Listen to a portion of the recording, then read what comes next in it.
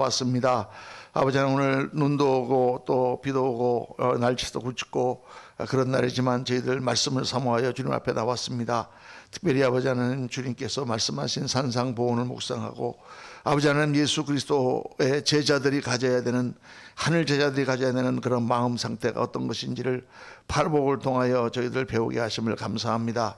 오늘 특별히 저희들 마음이 청결한 자는 복이 있나니 저희가 하나님을 볼 것이며 라는 말씀을 저희들이 묵상합니다.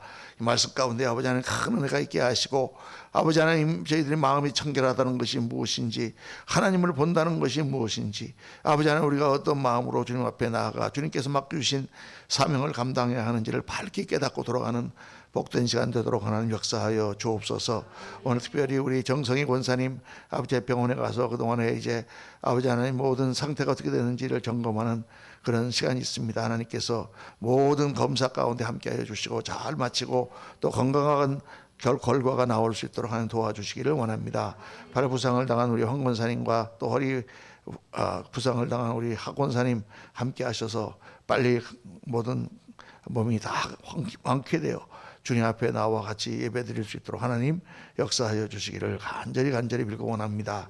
아버지 하나님, 또 멀리 방글라데시에 가 계신 우리 정금순 권사님, 아버지 오늘도 함께 하셔서 그곳에서 아버지 하나님 사역하는 모든 일들의 아름다운 열매들이 맺힐 수 있도록 하나님 축복하여 주옵소서.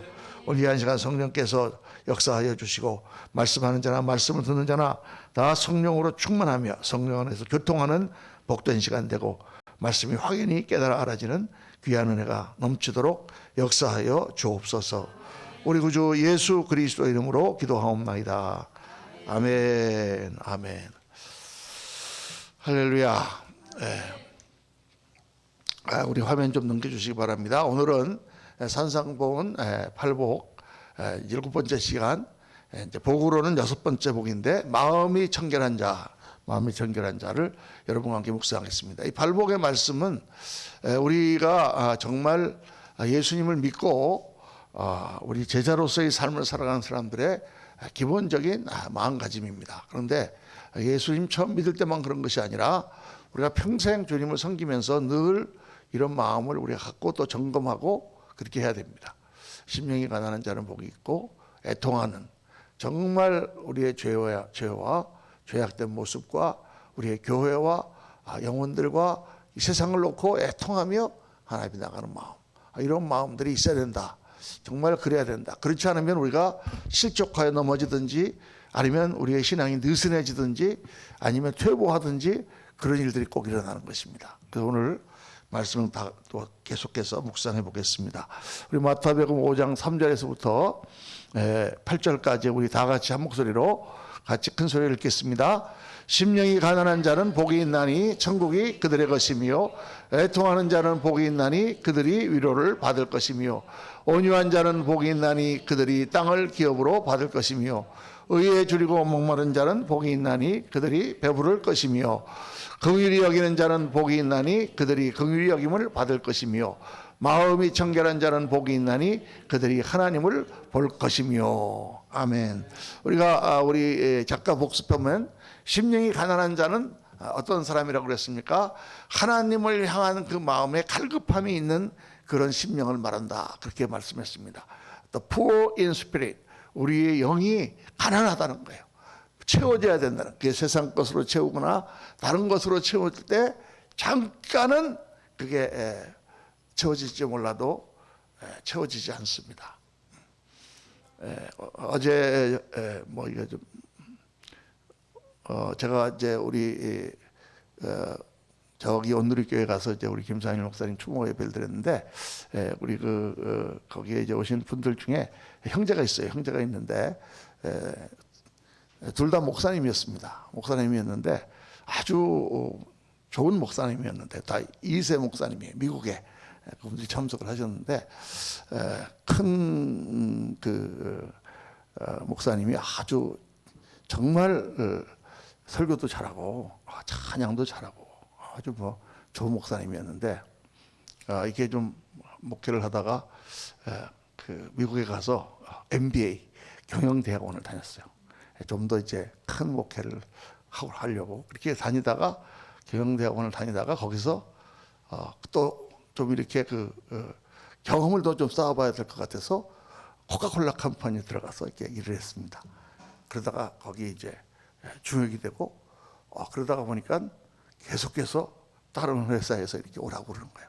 그래서 나중에는 막 지부장으로 막 이렇게 돌아다니다가 막 너무 잘 나가요. 그래서 그냥 목회를 그만두고 무슨 뭐 구글 무슨 맥도날드 뭐 이런 큰 컴퍼니에 막 그런 거를 하고 있었다는 소식을 제가 안수 줬거든요. 그래서 또 동생은 지금 뭐 시카고에서 아주 큰 백인 교회를 목회를 하고 있습니다. 그 둘 다 목사님이죠. 둘 다 제가 감독으로 있을 때 둘 다 안수 받았어요. 근데 한 사람은 이제 목회를 그만두고 세상에서 잘 나가요. 아주 그냥 보통 잘 나가는 게 아니라 뭐 한국의 맥도날드 지부장 뭐 그러면 굉장히 잘 나가지 않습니까? 옛날에 지금은 아니고 그랬는데 제가 이렇게 딱 만났는데 느낌이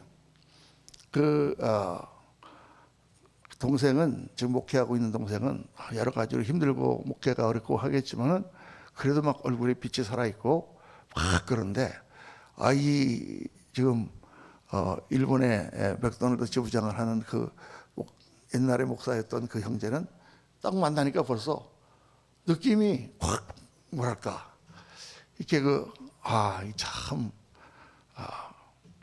무언가 비어 있는 그런 느낌. 세상의 어떤 그 물이 확 느껴지는 느낌.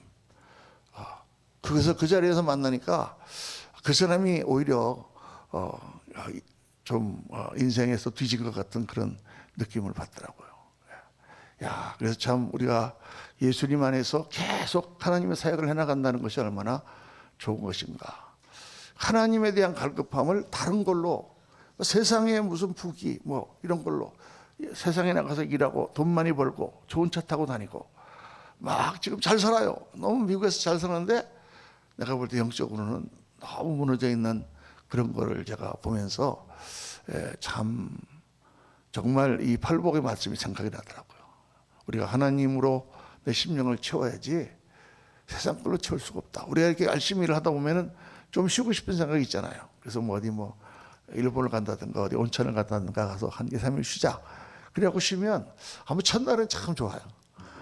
그냥 뭐 좀 오랜만에 그냥 와서 푹 쉬니까 둘째 날부터 자꾸 교회가 생각나고 또 별로 그렇게 세상 거는 잠깐은 좋은데 금방 그렇게 뭐 좋지가 않아요. 하나님 안에서 우리가 참 살아가는 삶이 얼마나 복된 것인가. 늘 주님을 향한 갈급함이 있어야 된다. 애통하는 자는 복이 있나니. 뭐가 애통하는 자로 했습니까? 우리의 죄악된 모습을, 우리의 무너진 모든 삶의 모습을 놓고 애통해야 된다. 하나님께서 우리에게 주시고자 하는 그 축복과 그 권세와 그 하나님의 능력을 내가 힘입지 못하는 것에 대하여 애통해야 된다.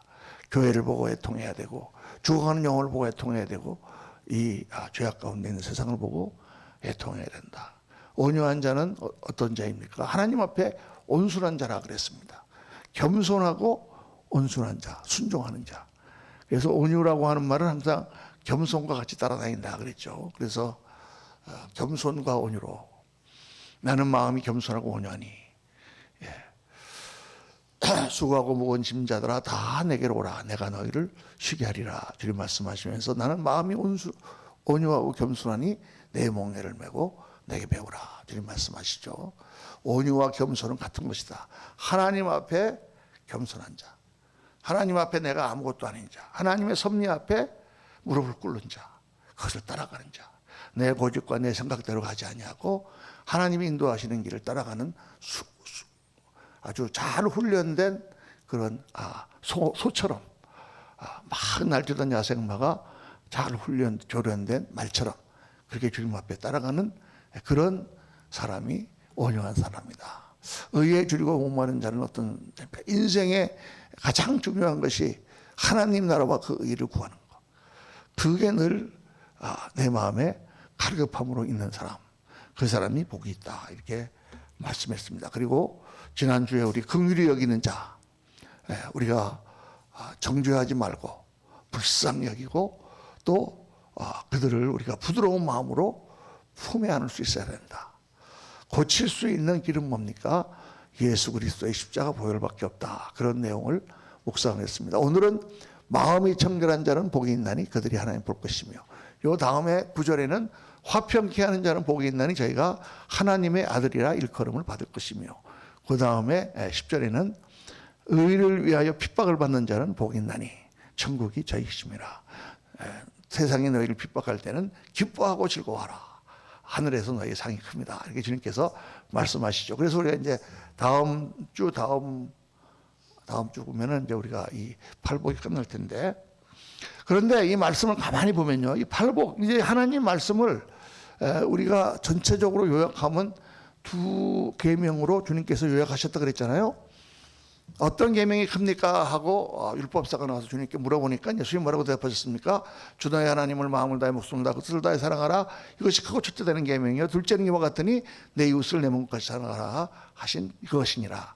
이 두 계명이 온 율법과 선지자의 강령이라, 요약이라. 온 율법과 선지자를 다 딱 합축하여 말하면 하나님을 경외하고 그 하나님에 대한 사랑을 가지고 사람들을 사랑하라는 것이다. 그래서 10계명도 보면 1계명부터 10계명까지 있는데 1계명부터 4계명까지는 하나님에 관한 계명이다 그랬습니다.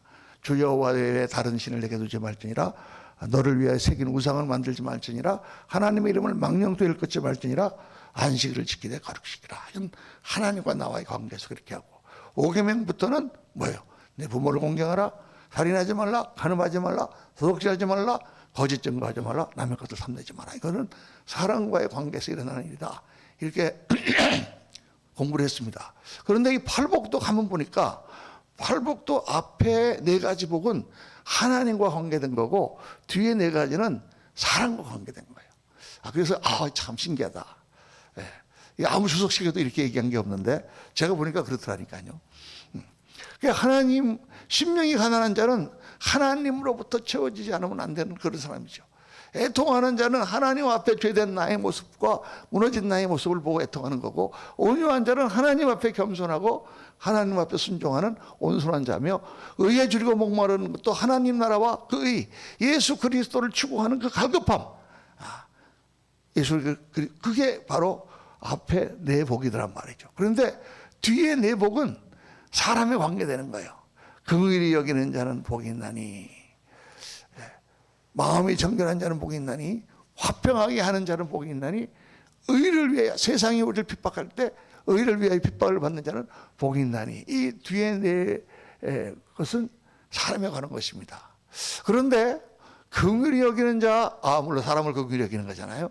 화평하게 하는 자, 사람과 하나님과의 관계, 사람과 사람과의 관계를 이렇게 화목하게 하는 거잖아요. 의를 위해 핍박받는 거 세상과의 관계인데, 마음이 청결한 자는 사람과의 관계가 아니고 하나님과의 관계에 관한 것 같은 생각이 안 드십니까? 드시죠. 그렇단 말이에요. 그래서 이거 조금 공식이 안 맞네. 그리고 제가 이렇게 딱 가만 묵상을 해보니까 마음이 청결한 것은 바로 사람과의 관계에서 제일 중요한 거다. 왜? 마음이 청결해야 하나님의 뜻이 보인다는 거예요. 마음이 청결해야. 왜냐하면 하나님의 사역을 하는 사역자들, 특별히 그냥 처음에 나와서 예수님을 간 믿은 성도님들은 하나님의 뜻인지 뭔지 잘 모르고 그냥 교회를 다니잖아요. 나온 지 얼마 안 되는 분들이 다 기도해 보더니 하나님의 뜻은 이런 것 같으면, 그리고 굉장히 저분은 이상하게 성령을 받았나 이렇게. 보통 하나님의 뜻에 관심이 없습니다. 그런데 정말 주를 위하여 사역을 하고 하나님 나라를 위하여 내가 뭔가 일을 하려고 하고 내가 사람들에게 일을 하려고 할 때 하나님의 뜻이 무엇인가, 내가 어떻게 인도함을 받아야 되는가 하고 생각하게 되는데, 그렇게 인도함을 받으려면 반드시 마음이 청결해야 된다는 거예요. 이게 오늘 말씀의 주제입니다. 사역자는 제일 중요한 게 마음이 청결한 것이다. 마음이 청결하지 않으면 그 사역이 자기의 정욕이라든가 자기의 욕심을 따라서 하는 그런 사역이 되기가 십상이고, 우리가 그런 사람들을 굉장히 많이 봐요. 그런 종들을 많이 봅니다. 그래서 하나님의 일을 하려면 하나님 뜻을 알아야 되는데, 그렇죠? 우리가 여기서 오늘 말씀 보니까 마음이 청결한 자는 복이 있나니 그들이 하나님을 볼 것이요. 여러분, 하나님을 본다는 게 뭡니까? 하나님 보입니까? 예수 그리스도께서 이 땅에 오셨을 때 말씀이 육신되어 우리 가운데 오셨으니까 우리가 하나님을 봤지만 하나님이 보이냐고 말이에요. 하나님은 보이지 않는 하나님이라고 성경에 나와 있잖아요. 그럼 도대체 하나님을 본다는 것은 무슨 뜻이냐? 하나님을 본다는 것은 내가 하나님을 눈으로 보는 것처럼, 여러분이 여기 앉아 계신 걸 하나님의 눈으로 보는 것처럼, 인간의 육신의 눈으로 하나님을 내가 그렇게 영으로 임재를 느끼고 하나님이 오늘 계신 것을 느끼고, 그리고 그 하나님이 뜻이 무엇인지, 옳고 그름이 무엇인지, 하나님이 어떻게 나를 인도하시는지를 밝히 아는 것을 하나님을 본다라고 우리가 그렇게 생각을 해야 되는 것입니다. 영으로 보는 거예요. 영으로. 제가 한번 간증했었죠. 딱 제가 이렇게 처음 은혜 받았을 때 친구들과 같이 마침에서 술 마시려고 할 때 딱 하나님이 앞에 앉아 계셨어요. 그때. 근데 눈으로 보이진 않았어요. 누가 나한테 하나님 어떻게 생겼습니까? 이렇게. 몰라 어떻게 생겼는지는 모르는데 하여간 거기 계셨고 그분의 임재 앞에 나는 엄청난 두려움을 느꼈습니다. 그러니까 하나님을 본다는 것은 하나님을 느끼는 거예요. 하나님을 정말 보는 것처럼 그렇게 하나님을 느끼는 거예요. 히브리서 11장 6절 말씀 이렇게 잘하는 말씀이죠. 다 같이 시작. 하나님을 사랑하는 자 아니지 그 뜻이 아니다. 다시 시작. 하나님께 나아가는 자는 반드시 그가 계신 것과 그는 자기를 찾는 자에게 상 주시는 이심을 믿어야 할지니라. 하나님이 계신 것을 믿어야 된다는 거예요. 하나님이 계신 것을. 하나님이 계신 가운데 우리가 사역을 하는 거예요. 얼마나 많은 죄종들이 하나님이 계신데 하나님이 계시지 않은 것처럼 그렇게 행동을 합니까? 설교는 번들어하게 잘하고 뒤에 사람이 안 볼 때는 다른 짓을 하고, 그렇게 빠지기가 너무 쉬운 거예요. 정말 우리가 그렇게 된단 말이에요. 그래서 이 마음이 청결하지 않으면 우리가 하나님의 사역을 하나님의 사역은 다 사람에게 하는 거예요. 예배당을 짓는 건 하나님 앞에 저를 바치는 게 아니라 사람들이 모이는 예배당을 짓는 거예요. 선교를 해도 다 나가서 사람들에게 하는 거예요. 그렇죠? 사람에게 하는 사역을 가운데 반드시 필요한 것이 바로 그거다. 그래서 종종 보면 열심히 있는 사람이 실족하는 경우가 있습니다. 열심히 없는 사람은 실족하잖아요. 교회도 막 그냥 막 너무 힘들고 막 매일 주여 어떻게 쓴지 이번에 이 임대료를 해결해 줬어. 이런 목사님들은 별로 실족할 일이 없습니다. 네. 대개 보면은 크게 성공하고 큰 교회를 하고 뭐 잘 나가고 뭐 이런 분들이 실족하잖아요. 그렇죠? 교회 내에서도요, 그냥 교회를 손님처럼 다니는 분들은 절대 뭐 교회에서 뭐 의장 그러고 뭐 이러지 않습니다. 보면은 이게 열심히 있는데 교회를 이렇게 해야 된다고 생각해가지고 막 이렇게 저렇게 막 그러는 거죠. 근데 열심히 있는 사람이 실족하는, 잘못하는 이유가 뭐냐? 이유가 마음이 청결하지 않기 때문입니다. 이건 분명히 그런 거예요. 마음이 청결하지 않기 때문에 하나님의 일을 하면서도 이게 내 욕심으로 하는 거냐, 내 어떤 공명심으로 하는 거냐, 내 어떤 자랑으로 하는 거냐, 아니면 정말 주님께서 하라고 그러셔서 하는 거냐. 이게 차이가 있는 거예요. 이게 많이 헷갈리는 거예요. 이게 엄청나게 우리 한국교회에서 헷갈려 왔습니다. 미국 교회도 마찬가지고. 그래서 이 교회가 커지고 막 부흥하고 할 때 굉장히 많은 좋지 않은 스캔들이 막 일어나고, 그렇게 해서 수많은 사람들에게 욕을 먹고 우리도 실족하고 수많은 사람들을 시험에 빠뜨린 걸 봅니다. 그래서 그렇다면 마음이 청결하다는 것은 뭘 말하느냐? 오늘 세 가지를 여러분 꼭 잊어버리지 마십시오. 마음이 청결하다는 것은 첫 번째로 정직함입니다. 정직함. 하나님께 쓰임받는 첫 번째 조건은 뭐냐? 진실됨과 정직함이에요. 우리가 하나님의 종으로 쓰임받을 때 진실되고 정직한 심령, 이걸 절대 잊어버려서는 안 됩니다. 잊어버리는 순간 우리는 바리새인과 같이 되는 거죠. 외식 부는 자들아. 앞에서는 하나님을 믿는 척하면서 뒤에 가서는 정말 썩은 송장 냄새가 나는. 그래서 시편 11절 7절 보면 다 같이 읽겠습니다. 여호와는 의로우사 의로운 일을 좋아하시나니 정직한 자는 그 얼굴을 배우리로다. 예수님께서 이 팔복의 말씀도 다 구약에 있는 말씀이에요. 정직한 자는 그 얼굴을 본다. 이렇게 시편에 나와 있습니다. 하나님은 의롭고 정직한 자를 좋아하십니다. 정직한 자가 하나님의 뜻을 올바로 깨달을 수가 있고 하나님이 원하는 것을 할 수가 있다.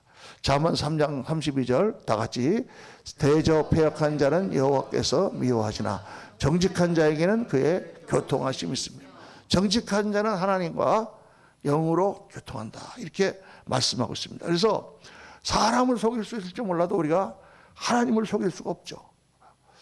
다윗이 참 우리가 볼 때 아주 굉장히 정말 아주 치사하고 또 악한 그런 죄를 하나님께 범했지만 다윗이 범죄한 것에 대해서 많은 분들이 그렇게 이야기합니다.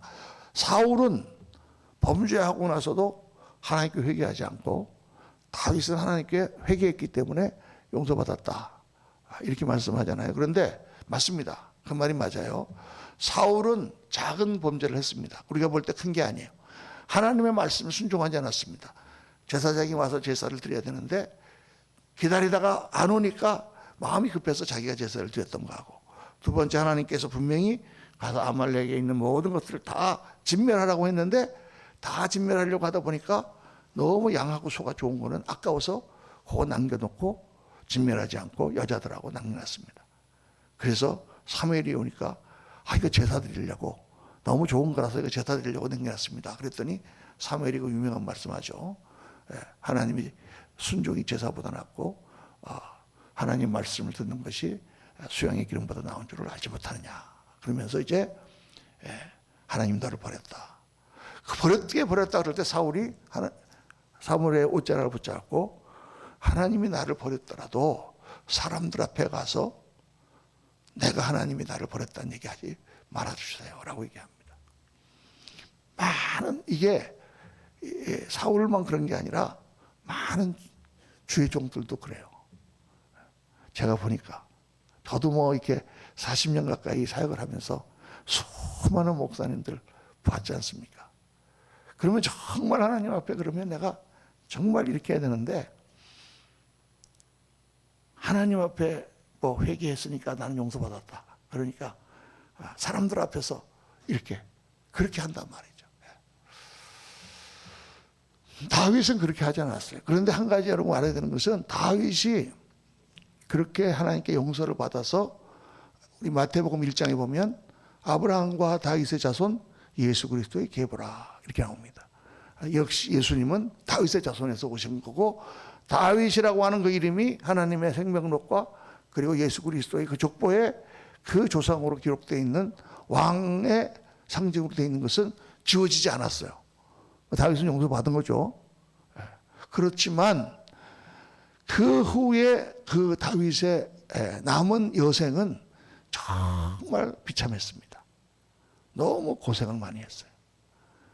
정말 아들들이 다 자기 눈앞에서 죽고 자기 아들이 자기를 배반하고 아들들의 문제가 일어나고 자기는 쫓겨나고 자기 그 처첩들을 압살롬이 와서 다 하고 계속 반란이 일어나고 말들을 듣지 않고 나라는 계속 쪼개지고, 어떻게 보면 솔로몬, 다윗을 이은 솔로몬이 또 하나님 앞에 범죄하여 나라가 쪼개지고, 솔로몬 때문에 나라가 쪼개졌다고 생각하지만 열왕기상이나 역대상하를 쫙 읽어보면 그때 묵상을 해보면 다윗의 때 이미 유다 지파와 나머지 지파가 갈렸어요. 나머지 지파들은 계속 유다 지파에서 나온 왕을 우리가 섬겨야 되느냐 말아야 되느냐 이러고 있습니다. 다윗의 때 이미 무너진 거예요. 나라를 완전히 통일해서 강한 나라로 세울 수 있는 기회를 놓치고 다윗은 고생했다. 그래서 그러나 그래도 그가 그렇게 세상에서는 그 죄 때문에 고생을 했지만 정말 인간으로서 당할 수 없는 그런 처절한 고생을 했지만 그러나 다윗은 하나님 앞에 용서받았기 때문에 이렇게 말씀이 나옵니다. 다윗에 대해서 이는 다윗이 햇사람 우리아의 일 외에는 평생에 여호와 보시기에 정직행하고 자기에게 명령하신 모든 일을 어기지 아니하였습니다. 다윗은 그래도 실수를 크게 했지만 그거 빼놓고는 정말 하나님 앞에 정직하게 행했다, 이렇게 말하고 있죠. 그래서 하나님이 다윗을 내 마음에 합한 사람이라 이렇게 말씀하는 것입니다. 그러니까 하나님 앞에 정직한 거, 이거가 제일 중요합니다. 이거보다 더 중요한 건 없어요. 하나님 앞에 우리가 진실되고 정직한 거. 이게 그런데 하나님을 속일 수는 없죠. 그런데 흔히들 어떻게 속냐면 자기가 자기를 속여요. 자기 합리화를 한단 말이에요. 합리화. 그래서 양심을 속이거나 자기 합리화를 한다 그 말이에요. 그러니까 하나님의 뜻이 분명히 아닌데, 내가 기도해 봤더니 이게 하나님 뜻이야 하고 자기 합리화를 한단 말이에요. 이건 자기 양심을 속이는 거예요. 하나님 앞에 나를 내려놓지 않고 기도했기 때문에 그러는 것입니다.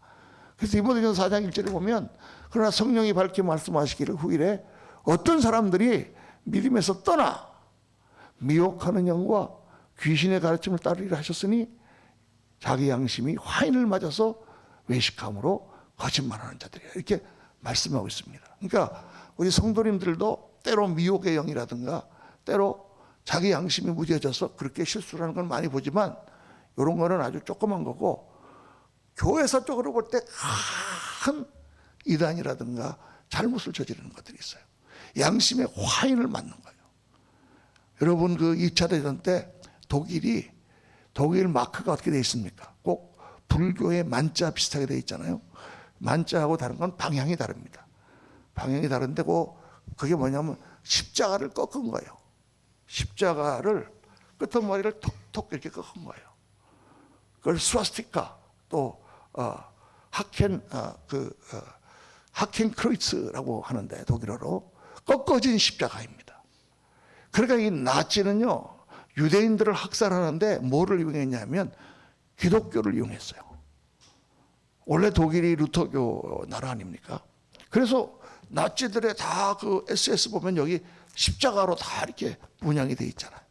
독수리, 로마 제국을 상징하는 독수리와 그 십자가 문양을 같이 가지고 해요. 그래서 유대인들은 예수님을 죽인 악한 민족이다. 성경에 보면 예수님이 십자가에 달릴 때 빌라도가 나는 이 사람 죄 없다, 내가 바라바를 내주랴, 예수를 내주랴. 그러니까 예수를 내라고, 바나바를 살려주고 예수를 내라고.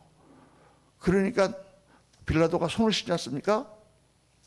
그러니까 뭐라고 그래요? 아십니까? 그 피를 우리와 우리 자손에게 돌리소서. 그 피를 우리와 우리 자손에게 돌리소서. 멜 깁슨이 패션 오브 크라이스트라는 영화를 찍었습니다. 그리고 거기 보면 다 보셨죠? 패션 오브 크라이스트. 보면 예수님 막 잔혹하게 막 못을 박히는 장면 나오는데, 그 장면에서 그들이 아람어로 외치는 거예요. 그 죄를 우리와 우리 자손으로 돌리소서 하고 소리를 지르는데, 그걸 자막을, 서브타이틀이라고 하는데 그 자막을 안 넣습니다. 유대인들이 하도 뭐라고 그러니까 그걸 넣을 수가 없었어요. 왜냐하면 나치가 바로 그 죄를, 예수님 못 박은 죄를 우리와 우리 자손, 너희와 너희 자손들이 받는 거기 때문에 너희들은 다 죽어야 된다, 이렇게 했단 말이에요. 그 성경 구절을 가지고.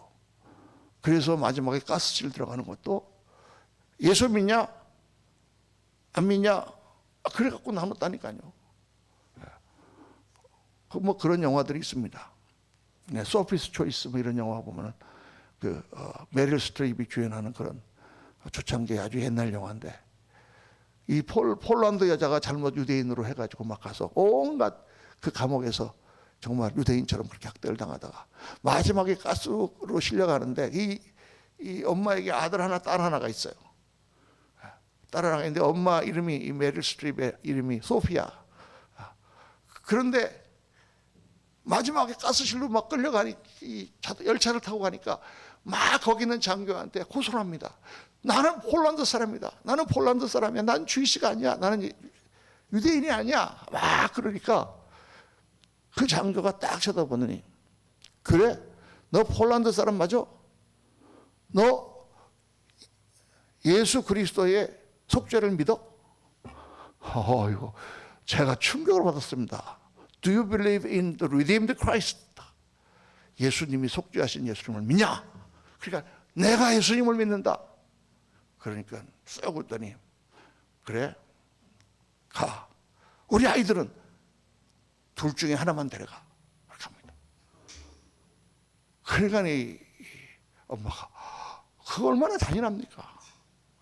그러니까 아들을 가져가려고 그러니까 아들을 꽉 끌어 안으니까 딸을 끌고 가는 거예요. 그냥 죽습니다. 그러니까 평생 죽을 때까지 그 딸을 그렇게 죽게 했다는 죄책감에 시달리면서 회상을 하는 내용으로 그 영화가 이렇게 가거든요.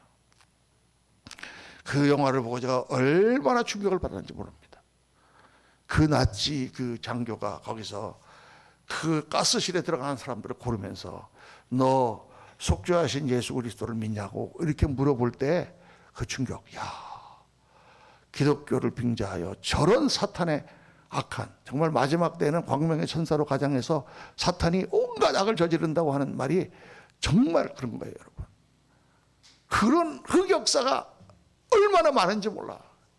교회사에 마녀 사냥, 누가 마녀라고 그러면 가서 그냥 하여간 하나님께서 몽골군과 이 패스트를 통해서 유럽을 그냥 막 3분의 1을 쓸어버리고 막 이렇게 하신 심판에 오신 이유가 있더라니까요. 여러분, 우리가 미혹의 영에 쓰이고 양심의 화인 맞으면 그렇게 된단 말이에요. 수많은 이단들을 보세요, 지금 여러분. 다 이 기독교를 빙자해가지고 엉뚱한 이단을 만들면서 세상 사람들도 도저히 이해할 수 없는 그런 흉악한 그런 종교들을 만들어서 이상하게 하지 않습니까? 무슨 JMS라든가 무슨 뭐, 에? 양심이 화이 맞고 귀신의 가르침을 따르는 거예요. 귀신의 가르침을. 여러분, 하나님 앞에 정직이 사라지면 옳고 그름을 분별하지 못하고 미혹의 영에 사로잡혀서 그것이 하나님의 뜻인 줄 압니다. 둘째로 마음이 청결하다고 하는 것은 뭐냐? 정결함이에요. 정결함입니다. 깨끗하고 오염되지 않은 마음, 하나님의 뜻이 보입니다. 거울은 어떻게 해야 보입니까? 깨끗해야 잘 보이죠. 요즘에 이제 운전을 하다 보니까 자동차 뒤에다가 이렇게 렌즈를 다 꼽아가지고 그걸 보고 이 뒤로 이제 빠꾸 할 때, 요즘에도 빠꾸라 그럽니까? 뒤로 가는 걸 뭐라 그래요? 후진을 빠꾸라고 안 그렇구만. 옛날에 빠꾸라 그랬는데 빠꾸 오라이 그랬는데 후진할 때 옛날에 다 이렇게 돌아서서 했습니다. 돌아서서 이렇게 봤지. 근데 요즘은 이렇게 돌아서서 안 하고 다 이걸 보잖아요. 근데 여기 안 좋을 때가 있더라고. 이게 비가 오는 날 이런 날은 물이 막 튀어가지고 그게 렌즈가 싹 가려지는 거야. 갑자기 하나도 안 보이는 거야. 뒤에가 기둥이 있는지 뭐가 있는지. 와, 그래서 다시 막 뒤를 돌아보고 하는 보니까 몸이 돌려지지가 않아요, 요즘에는.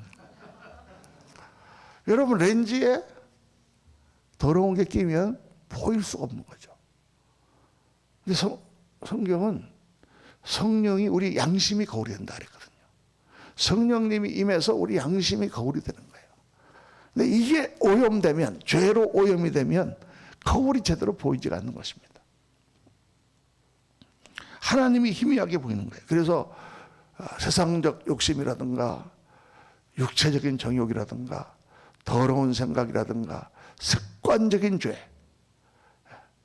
그냥 우리가 한번 이렇게 찍고 또 이렇게 회개하고 하는 게 아니라 그런 것들은 하나님과의 교통을 막습니다. 그래서 기도해도 잘 응답도 잘 받지 못하고 잘 떠오르지도 않고 하나님의 뜻을 올바로 깨닫지 못하게 되는 거죠.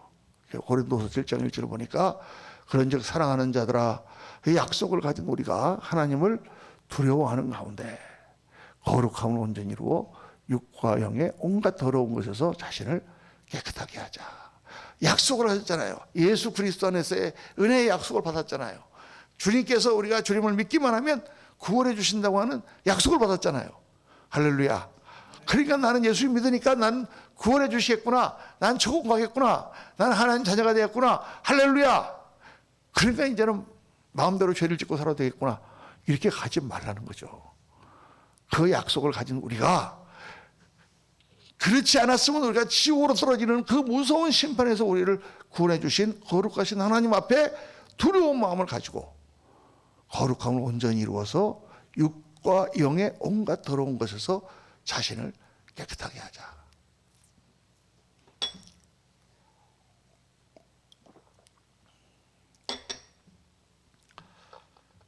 참 평생 우리가 해도 되지 않는 것이지만 그래도 그렇게 해야 됩니다. 어제 우리 김사무엘 선교사님 20주기 거기 추모식에 갔다 오면서 김사무엘 선교사님의 일기를 갖다가 책으로 냈더라고요. 두란서원에서 그걸 한 권씩 나눠주길래 받아 갖고 왔습니다.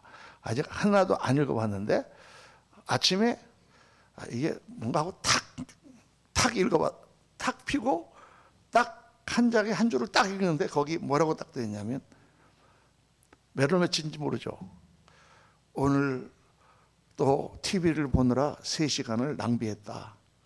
주님 앞에 너무나 죄송한 마음 이렇게 딱 되어 있는 거예요. 그거 보니까 마음이 뜨끔. 나는 3시간 정도가 아닌데 이거. 아이고 참. 저 일기는 절대 쓰지 말아야 되겠다 이렇게 생각했습니다. 나는 오늘 12시간을 낭비했다 이렇게 말할까. 육과 영의 온갖 더러운 것에서부터 정말 깨끗하게 자신을 가꾸신 그런 선교사님 모습을 제가 보면서 참 그렇게 살아야 되는데 정말 도전을 많이 받습니다. 어떻게 우리가 깨끗하게 하는가? 죄는 하나님과의 나와의 영적인 교통을 가로막고 하나님이 보이지 않고 하나님의 뜻을 분별하지 못하게 합니다. 우리의 기도가 응답되지 못하게 합니다. 어떻게 그걸 해결할 것이냐? 회개밖에 없죠. 회개. 우리는 은혜로 구원받고 은혜로 성결하게 됩니다. 내가 노력한다고 되질 않아요. 사실 다 이걸 어떻게 해보려고 하는데 또 실수하고 해보려고 하는데 또 실수하고 또 계속 우리가 노력을 하지만 자꾸 실수합니다. 그렇게 돼요. 저도 옛날에 그걸 막 해봤어요. 정말 해봤는데 참다가 더 이상 못 참겠다고 간단 말이에요. 그러면은 이게 마치 탑을 쌓은 게 와르르 무너지는 것 같아요. 뭐 공든탑이 무너지랴 그랬는데 공든탑이 무너져요, 여러분. 그냥 그래도 하루 참고 이틀 참고 사흘 참고 쌓았는데 탁 실수하고 나면 아유 이거 뭐 해봐야 안 되는구나. 그때 그 자괴감. 나 같은 놈이 무슨 목사가 되려고 그런단 말인가. 나같이 이런 사람이 무슨 전도사가 된단 말인가. 막 이런 자괴감이 막 몰려오잖아요. 그렇게 이제 괴로워할 때 제가 깨달은 거예요. 이게 우리 노력으로 되는 게 아니고 주님이 은혜를 베풀어 주셔야 되는구나. 우리가 성결하게 되는 게 하나님의 은혜로구나. 우리는 하나님 앞에 갔을 때 아무것도 내놓을 게 없고 아무것도 자랑할 게 없고 아무 공도 없는 거예요. 다 주님의 은혜예요. 그래서 우리는 회개밖에 할 게 없는 거예요. 조금 잘해도 교만이 확 끼죠. 벌써 조금 잘하면 벌써 자랑하는 마음이 탁 생기죠. 항상 회개할 게 밖에 없는 거예요. 그래서 우리가 우리 죄를 자백하면 그런 미쁘시고 그러사 우리 죄를 사하시며 맞습니다. 할렐루야. 그런데 그때 이 말씀이 딱 눈에 들었단 말이에요. 우리를 모든 불의에서 깨끗하게 하실 것이요. 주님 앞에 나가서 회개하고 또 회개하고 또 나의 잘못을 내가 3시간이나 낭비했습니다 하고 회개하고 이렇게 하다 보면 주님이 우리를 깨끗하게 해주시는구나. 구원을 받는 믿음도 하나님의 은혜요. 우리가 주님 앞에 성결하게 되는 것도 하나님의 은혜다. 우리가 이렇게 깨달아지는 것입니다. 그래서 계속해서 주님 앞에 나가서 주님 앞에 엎드림으로 정결함을 입고 모든 죄에서부터 자유함을 받아야 되는 것입니다. 자, 첫 번째가 뭐라 그랬죠? 정직함. 하나님의 뜻을 하려면 둘째가 정결함. 죄로부터 우리가 이겨야 된다. 셋째로 중요한 게 욕심을 버려야 됩니다. 욕심이 있으면 하나님 나라가 보이질 않아요. 하나님의 뜻이 보이질 않아요. 욕심이 있으면 자기 욕심으로 하는 위험이 항상 있습니다. 하나님의 일을 하는데 자기 욕심으로 하는 거예요. 내가 요만큼은 이뤄야지. 우리가 신학교에서 이제 공부를 같이 하는 신학생들이, 그러면 어떤 학생은 공부를 잘하고 어떤 학생은 겨우 졸업을 합니다. 그러면 졸업해갖고 둘이 같이 개척을 해요. 개척을 하는데 공부를 못하던 친구는 막 나가서 뛰더니 막 교회가 막 부흥을 하는데, 나는 공부를 잘했는데 쟤보다 항상 성적이 좋았는데 이상하게 나는 목회가 안 되는 거야. 그냥 좀 교회에 왔다가 또 나가고 나갔다 나가고 그러면요, 그 다 인간인지라 질투심 이런 게 막 생기는 거예요. 왜 저 사람은 저렇게 복을 받았고 저렇게 잘 되고 나는 안 되나. 그 실제로 막 생기더라고. 제가 이렇게 보니까, 제 동기들도 보니까 막 그러고. 근데 그게 자기 욕심으로 하는 거예요, 여러분. 우리가 사실 이게 이론과 실제가 조금 다르지만, 우리가 이론과 실제가 다르다고 해서 실제를 자꾸 가면 안 돼요. 이론 쪽으로 우리가 자꾸 가야지. 하나님의 말씀이 맞잖아요. 우리가 하나님으로부터 일을 받아서 하는 것만도 이게 축복이고 은혜요, 특권이에요. 하나님 앞에 크고 작은 일은 없어요, 여러분.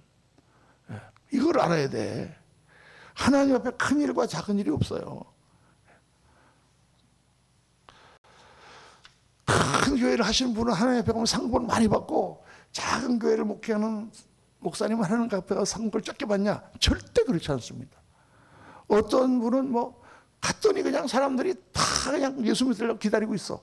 교회 문 열었더니 막 성도들이 밀려 들어와. 빵 이렇게 했더니 그냥 막 줄 서갖고 막 다 예수 믿는다고 그래.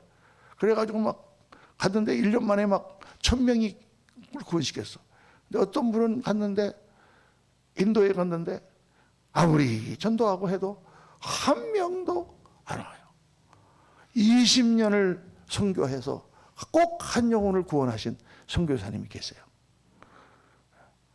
그러면 하나님은, 야, 너는 20년 동안 해서 겨우 한 명 영혼 구원했냐? 너는 한문화. 너는 뭐 가자마자 한 달 만에 막 100명? 너는 100문화. 이렇게 주실 것 같습니까? 절대 그렇잖아요. 이렇게 가면은 그냥 사람이 오는 거기서는 그냥 그 사람은 가서 그냥 아무것도 안 한 거야. 성도들이 온 거지. 돌짝밭에 가가지고 거기서 한 명의 영혼을 구원하는 게 100배나 힘들잖아요. 그렇죠? 그거를 우리가 계산을 할 수가 없어요, 여러분. 하나님이 다 보고 계시고 판단하시는 거예요. 하나님이. 그러니까 그 자기 욕심으로 하면 절대 안 됩니다. 그 자기 욕심 때문에 자괴감도 생기고 질투도 생기고, 그 잘못 판단하는 거 자꾸 그러면은 그런 것 때문에 자꾸 다른 생각을 하고 쓸데없는 그런 영적으로 자기 자신을 방해가 되는. 그래서 마귀의 올무가 되기 딱 십상입니다. 가인이 왜 아벨을 죽입니까? 제사를 드려서 받는 것이 하나님의 은혜지 자기의 공로입니까? 전혀 그렇지 않죠. 가인과 아벨의 그 제사가 다른 것 중에 하나가 뭐냐면, 가인은 자기의 공이에요. 그게요. 자기의 소산을 드려서 그걸 공으로 드리는 거예요.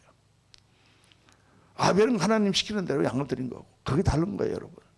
그래서 그렇게 하니까 그것을 안 받으시니까 화가 나고, 그 화가 질투로 변하고, 그래서 아벨을 죽이는 것입니다. 마귀의 올무가 되는 거죠.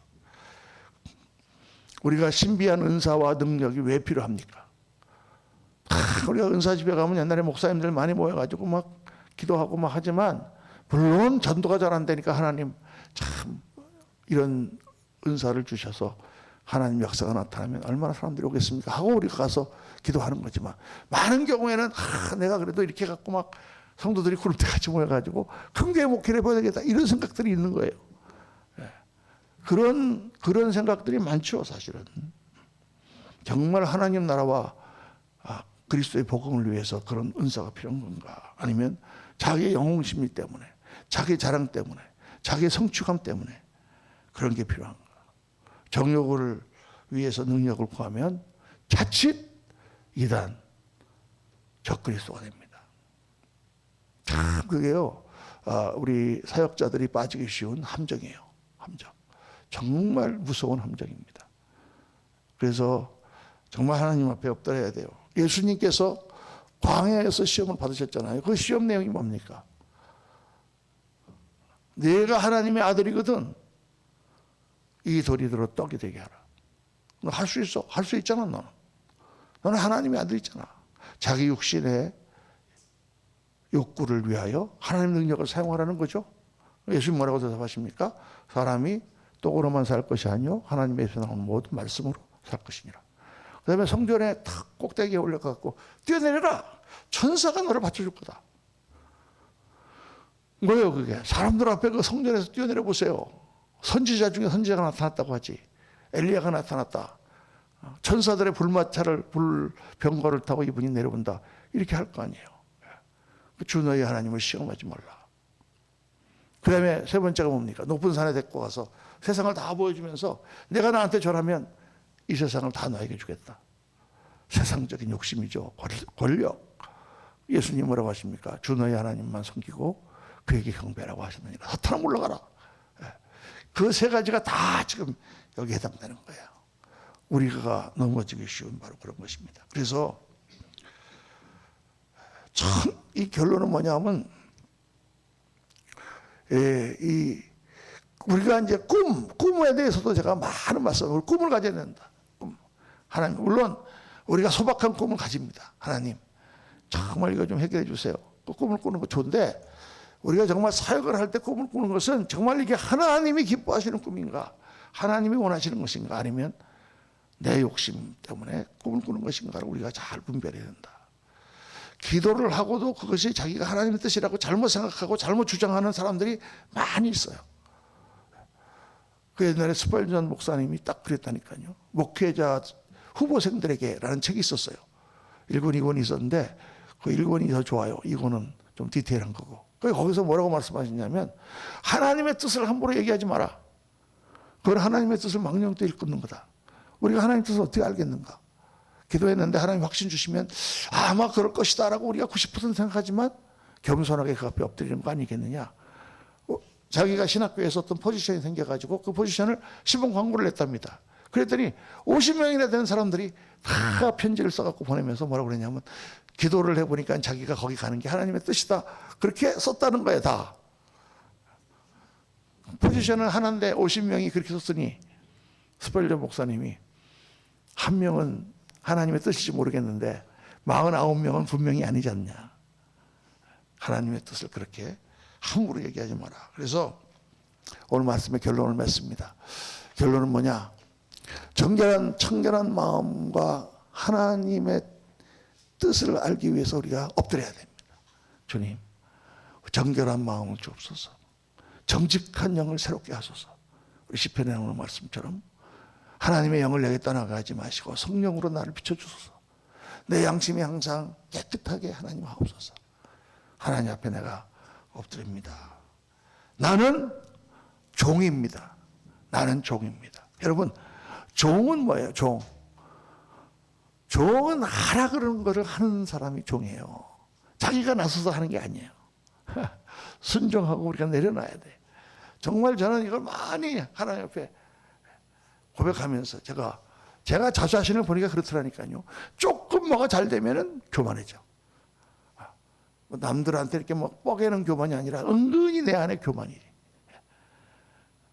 하나님을 의지하지 아니하고 내가 가진 어떤 기술이라든가 내가 어떤 경험을 이용한다든가 이런 생각이 든단 말이에요.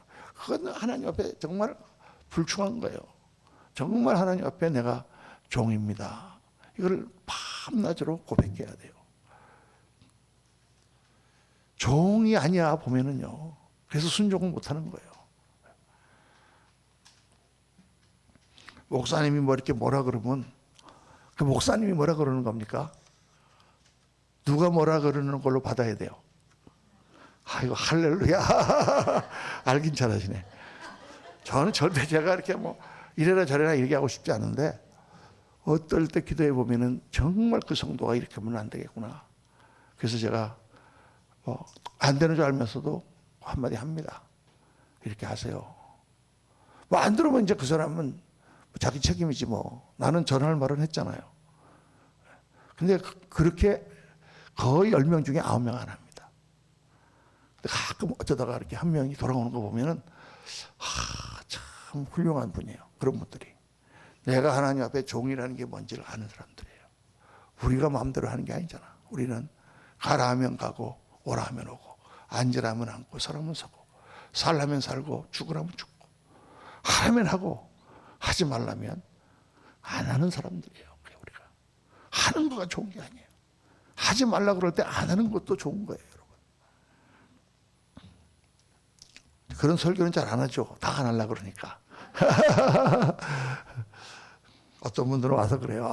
주님께서 좀 1년 동안 쉬라고 하시는 것 같습니다. 아닌데.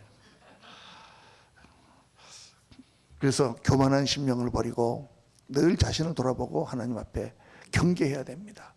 우리 스스로를 돌아봐야 돼요. 우리 스스로 안에는 좋은 게 없죠. 늘 어떤 가시들이 올라오고 있지 않은가, 어떤 죄악들이 싹트고 있지 않은가. 그리고 십자가의 보혈 은혜 앞에 겸손히 엎드리는 것입니다. 이 말씀을 증거하면서도 제 마음 가운데 참 너무 하나님 앞에 죄송하고 무거운 마음이 많이 있습니다. 정말 이렇게 설교할 수 있는 자격이 있는가? 그렇지만 여러분이나 저나 다 순례자잖아요. 우리 하나님 앞에 불쌍한 죄인들이고 우리가 하나님을 바라보며 한 걸음 한 걸음 주님 앞에 가는 또 맡겨주신 사역을 감당하는 종들이잖아요. 정말 마음이 청결한 자가 하나님을 봅니다. 하나님 뜻을 깨닫습니다. 하나님 인도하심을 받습니다. 오늘 이 말씀을 깊이 묵상하면서 내 욕심과 내 생각과 내 어떤 이론과 이런 것들을 다 내려놓고 정말 주님 앞에 겸손하게 엎드려서 주님, 저는 미약한 종입니다. 나무 막대기 같은 그런 종입니다. 저를 불쌍히 여겨 주옵소서. 그렇게 기도하며 나가시는 저와 여러분 되시기를 예수님 이름으로 축원합니다. 기도하겠습니다. 이 시간에 한번 같이 통성으로 한번 같이 기도하시면서 오늘 말씀을 다시 한번 새겨보시고 우리가 우리 욕심으로 하나님 일을 하고 우리가 우리의 생각을 따라서 하나님의 뜻을 잘못 분별할 때가 얼마나 많았는지 주님 앞에 회개하고 우리의 모든 죄악과 우리의 부족한 것들을 주님 용서해 주옵소서. 회개하고 자백하여 씻음을 받고 그렇게 하는 시간이 되고 다 같이 주여 한번 부르짖고 우리 동성으로 기도합니다. 주여 할렐루야 할렐루야 할렐루야. 아버지 하나님 도와주십시오. 아버지여 아버지 하나님 저를 불쌍히 여겨주옵소서. 아버지 하나님 참으로 흉악한 죄입니다. 아버지 하나님 우리 양심이 얼마나 더러운지 아버지 하나님 앞에 정말 악한 그러한 죄를 범하면서 아버지 하나님 앞에 아버지 하나님 뻔뻔하고 아버지 하나님 더러운 모습으로 설 때가 얼마나 많았습니다. 하나님 우리가 조그만 마음의 상처를 입어도 우리가 하나님 앞에 범죄하고 잘못된 일을 할 때가 얼마나 많았습니다. 아버지 하나님 정말 우리가 정결한 마음을 가질 수 있도록 도와주옵소서. 우리가 정직한 영을 하나님 새롭게 하여 주옵소서. 우리가 욕심을 버리고 하나님 앞에 엎드릴 수 있도록 도와주옵소서. 주님이시여 아버지 하나님 저희가 하나님의 일을 한다고 하면서도 얼마나 세상적인 욕심이 많습니까. 아버지 하나님 그런 모든 것에서 우리를 자유케 하시고 오늘 하나님이 우리에게 시키시는 일들을 한 걸음 한 걸음 감당해 나가는 저희를 낼 수 있도록 하나님 도와주시고 역사하여 주시기를 바랍니다. 성령님 저희가 아버지 하나님 무엇을 하고 무엇을 일으키고 얼마나 큰 죄를 세우고 많은 사람을 구원하는 것이 중요한 것입니다. 아버지 앞에 어떠한 사람으로 내가 서는가가 더 중요한 것입니다. 얼마나 깨달을 수 있도록 도와주시옵소서. 오늘 이 말씀이 우리와 우리의 모든 동역자들 가운데 아버지 하나님 우리 귀한 우리 교회 친구들 가운데 아버지 하나님 새겨지기를 원합니다. 아버지 하나님 정말 하나님 기뻐하시는 그런 길을 따라서 아버지 하나님 우리의 최선을 다하여 한 걸음 한 걸음 걸어나가는 그러한 종들이 되기를 원합니다. 성령님 붙들어 주시옵소서. 정말 아버지 하나님 오늘도 우리가 신실하게 아버지 하나님 거룩하게 진실하게 하나님을 서는 그러한 종들이 될 수 있도록 아버지 하나님 붙들어 주시고 역사하여 주옵소서. 아버지 하나님 그래도 오늘 말씀을 묵상하면서 우리의 흉악한 모습을 다시 한번 봅니다. 마음이 정결한 자는 복이 있나니 그들이 하나님으로 볼 것이며, 아버지, 얼마나 우리가 마음이 어두워지고 양심이 더러워지고 자기 합리화를 하며 정직한 마음으로 하나님께 나가지 않고, 아버지여, 정결하지 않은 그러한 몸과 마음으로 하나님 앞에 나와서 거룩으로만 신앙생활하고 하나님을 향한 그런 갈급한 마음이 없이 그렇게 우리가 살아갈 때가 많았습니까? 자기 욕심을 가지고 죄를 한다고 하면서 자기의 자랑과 자기의 명예를 더 추구하고 그렇게 멋있게 보이려고 얼마나 노력을 많이 했습니까? 아버지 하나님, 저희를 불쌍히 여겨 주옵소서. 우리를 말씀을 묵상하며 정말 말씀 가운데서 하나님께 우리에게 주신 귀한 진리를 가슴에 새기기를 원합니다. 오늘 나의 삶에서 자유하게 하옵소서. 어떤 성과나 어떤 목표를 위하여 우리가 사는 것이 아니라 그것을 위하여 나간다 할지라도 우리는 주님의 종으로 주님께서 시키시는 일들을 한 걸음 한 걸음 감당해 나가는 그런 자세로 나갈 수 있게 도와주시고, 하나님의 무엇을 하는 것보다 더 중요한 것이 내가 어떤 사람으로 하나님 앞에 서는가가 더 중요한 것임을 온전히 깨달을 수 있도록 주님 도와주시옵소서. 아버지 하나님, 저희와 같은 자들을 부르셔서 작은 홍할 만한 일을 맡겨주시는 것만도 저희들 분에 넘치는 영광이요 정말 감사할 일입니다. 아버지 하나님, 그 마음으로 오늘도 기쁨으로 작은 일들을 감당하며 하나님 앞에 정말 진실된 마음으로 나아가서 주님, 살아계신 주님을 뵙고 주님의 뜻을 온전히 깨닫고 주님의 인도하심 가운데 아버지여, 참 하나님 기뻐하시는 온전한 제자로서 종으로서의 삶을 살아가는 죄를 되도록 은혜 베풀어 주옵소서. 지금 우리 구주 예수 그리스도의 무한하신 은혜와 우리 아버지 하나님의 영원하신 사랑과 성령님의 충만 교통 역사 축복하심이 오늘 주 앞에 나와 말씀을 듣고 정말 내 마음이 정결하고 정직한 영으로 새롭게 되기를 원합니다. 내 욕심을 버리고 주를 따라 순종하는 종이 되기를 원합니다. 기도하고 결단하고 돌아가는 사랑하는 모든 주님의 존귀한 종들 머리 위에 지금부터 영원토록 함께 하시기를 간절히 축원하옵나이다. 아멘, 아멘.